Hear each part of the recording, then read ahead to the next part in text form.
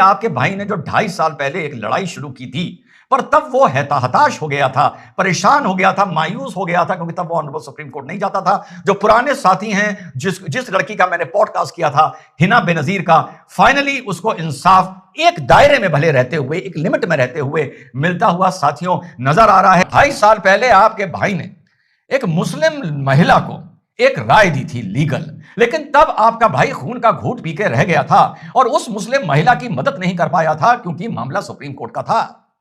उसके बाद वो मुस्लिम महिला भी निराश हो गई थी, हताश, हैरान, परेशान हो गई थी, और आपका भाई भी मायूस हो गया था।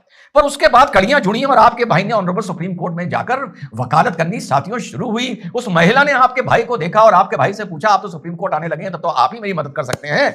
मैंने कहा, बहन तुरंत मुझे फाइल भेज, अब तेरी लड़ाई मैं लड़ूंगा। जो 2.5 साल पहले मैं खून का घूंट पी के रह गया था कि मैं तुम्हारी मदद नहीं कर पा रहा हूं, तो वो लड़ाई साथियों 2.5 साल बाद वो महिला हिना बेनजीर और आपका भाई doctor Syed Rizwan Ahmed advocate honourable supreme court में जीत गया है। हुआ ये 2.5 साल पहले आपका भाई अपने मिशन भारत पर शाम को था, तो एक उसको अननोन नंबर से फोन आता है। अननोन नंबर में उठाता नहीं हूं, पर पता मुझे क्या लगा, मैंने कहा चलो उठा लेते हैं, पता नहीं किसका होगा, उठा लिया।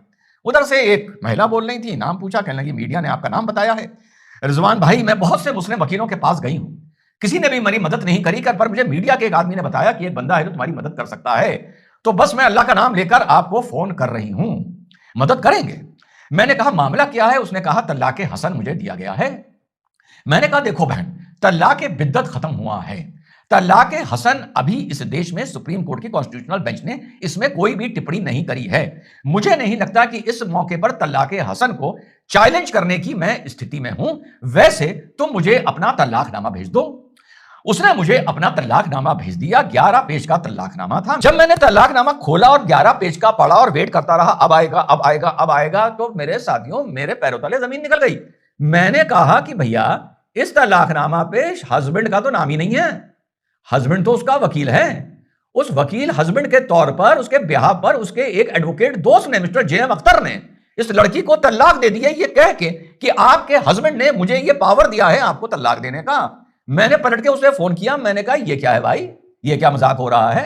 कहने लगी सर यही भेजा है। मैंने कहा ऐसी की तैसी, कम से कम इतना मदद कर सकता हूं कि तेरी ये तलाक जो है ये इनवैलिड है, वॉइड है, गलत है और इसको चैलेंज होना चाहिए। मैंने तत्काल उससे जवाब लिखवाया कि इसका ये जवाब लिख के दो कि वकील होते हुए काहे मजाक उड़ा रहे हो, इस्लाम का भी और लीगल अपनी नॉलेज का भी, कि शादी मैंने तुमसे की है, तलाक तुम्हारा दोस्त दे रहा है।